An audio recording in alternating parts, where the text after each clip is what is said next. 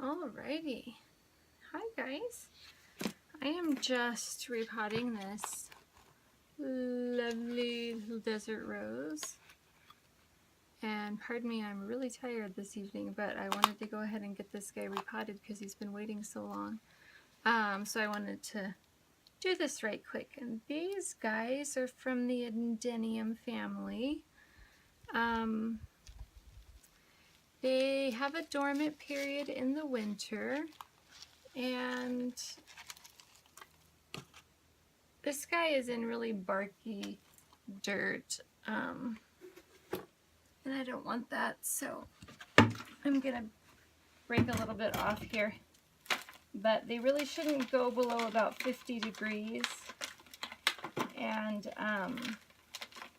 actually this soil isn't too bad, but it's pretty root bound here, so I'm just gonna give it some fresh soil because it probably has depleted this a bit. Anyways, they really shouldn't go below, 50 or so, but they mostly, what dormancy means for these guys is they don't require so much water, but you don't want them to lose their leaves. It's just more of a resting period. And alright, sorry, I don't usually do things off camera, but I just knocked the roots off. So a lot of people are like, well, that can't be a succulent, right? Well, it can, and this is why the bulb here is what the little trunk, the base of the plant is where, and it goes way down here like a potato, is where it stores all of its water to keep these lovely little leaves alive. And the leaves have this beautiful waxy coating on them, so they don't lose moisture easily at all. So that helps the plant a lot as well. But they're kind of like a euphorbia in that way. Well, there are so many different types of euphorbia, but in that they can have leafy, almost just normal plant, very non-succulent looking leaves. I'll put it that way. I use the potting mix I made a video about, which you can find on my channel. And I put a little piece of moss in the bottom of this because I'm using up an old roll of moss that I accidentally bought the wrong kind.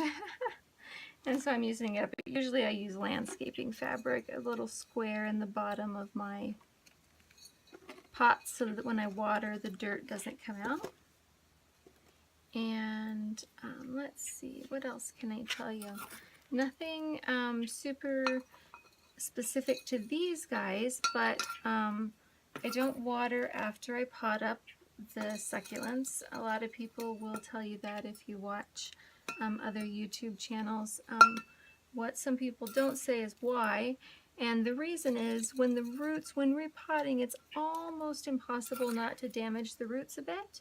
And when you damage succulent roots, they are much more prone to rot.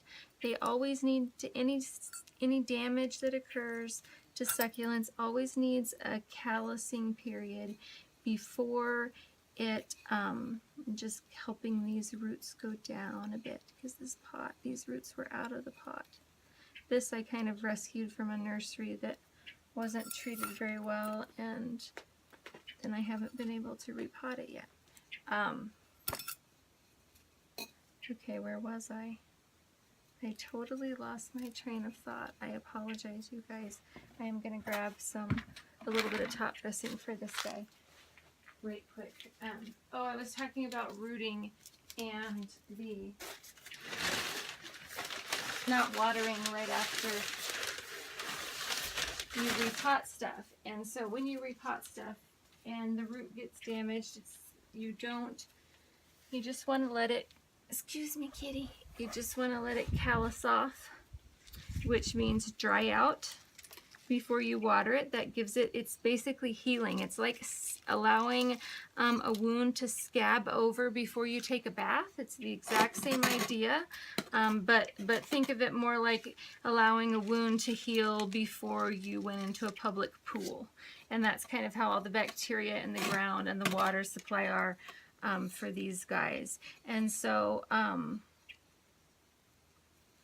because they grow in places that have such little organic matter naturally in the soil, they just aren't used to all the same bacteria that we have around them in our hemisphere, especially here in Idaho where I am. But all in all, if you let them,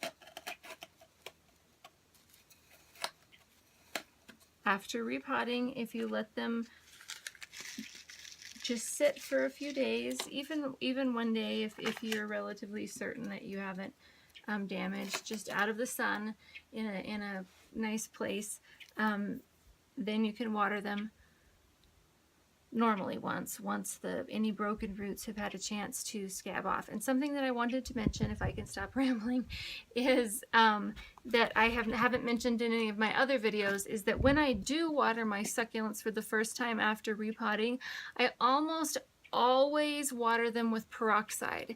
And what that looks like is I add a couple tablespoons, sometimes half a cup. It really depends on which watering can I'm using. A lot, like if it's a gallon, I add about a half a cup for the first watering, and just soak the plant. You can soak the the top if you're watering from the top, but if not, a lot of times I don't like to get my leaves wet, and so I water from the bottom a lot of times, or just from the stem down. And so just soak the roots, the whole pot really well. If you have any kind of fungus or bacteria in your soil, it helps just nick things in the bud. It can kill some eggs and bug larvae and different things as well.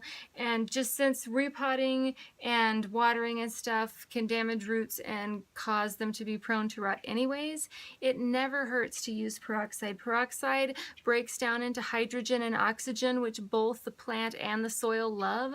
Say hi to the kitty. And I'm gonna say hi. This is Polly. Oops. She's not going to look up, but she's very, very cute. Her name is Polly. Anyways, it breaks down into hydrogen and oxygen, and the soil loves it. The plants love it. You don't have to worry about hurting your plants with it. You don't need to water all the time with it, and don't use it straight. It can be a little bit strong or astringent, but it really really works great to just help some of the microbes that you can get going on that can promote some rot. You can also spray it on bugs on the outside of plants, and it can work really great on some different species. I like rubbing alcohol for mealybugs and some different things more than peroxide, but if you have a more tender plant, peroxide is a gentler option and can work well too. But that was just a tip I wanted to mention for watering any plant, not specific to these guys at all.